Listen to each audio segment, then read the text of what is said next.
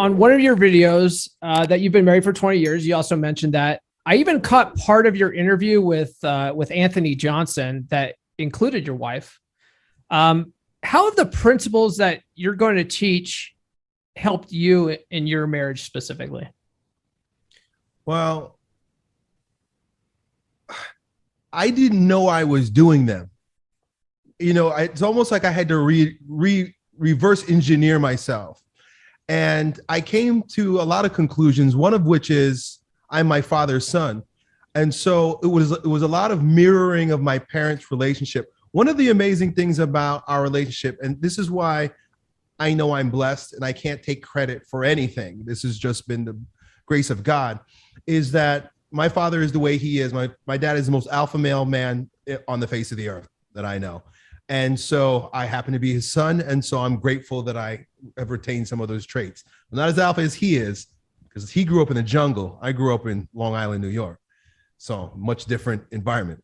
But my wife, because we were just teenagers when we started dating.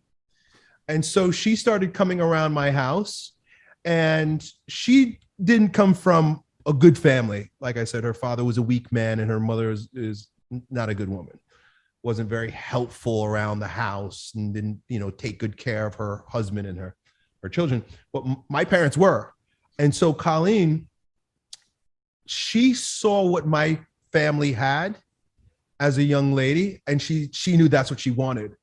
And so she essentially became mentored by my mother very early on. So here we have, almost like, I don't want to say that my parents were our blueprint, but in a lot of ways they are.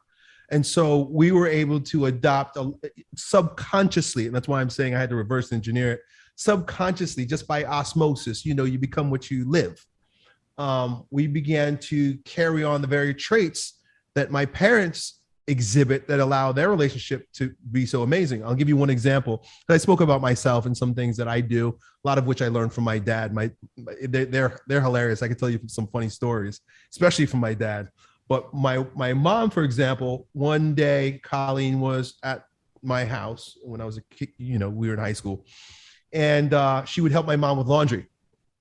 And so my mom would fold her laundry, she put it in a basket, and she would leave it at the end of the staircase to go up the stairs. And it was kind of heavy, so she would leave it there. And so that day, Colleen says, Miss Hulse, would you like me to carry the basket upstairs? And so my mom says, no. You leave that basket right where it is for my husband to carry it up, because he needs to know that I need his help. And at the time, I'm sure Colleen it didn't register for her then. And it wasn't until I was much older that I realized the wisdom in that.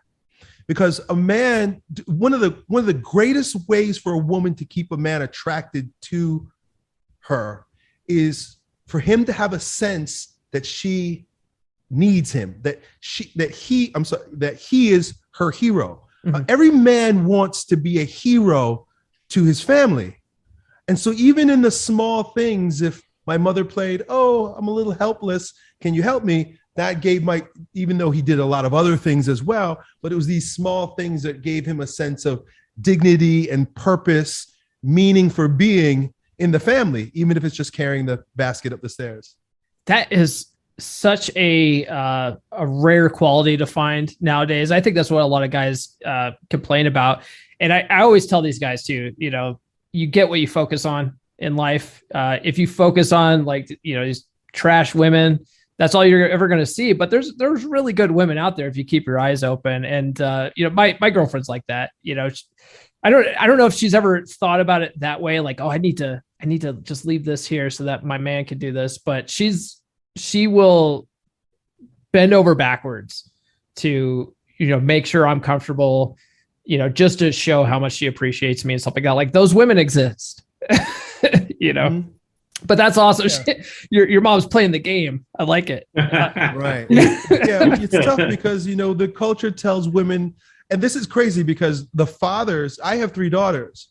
And so the fathers pump this into their daughters' brains that they need to be strong. They need to be independent. They don't need no man.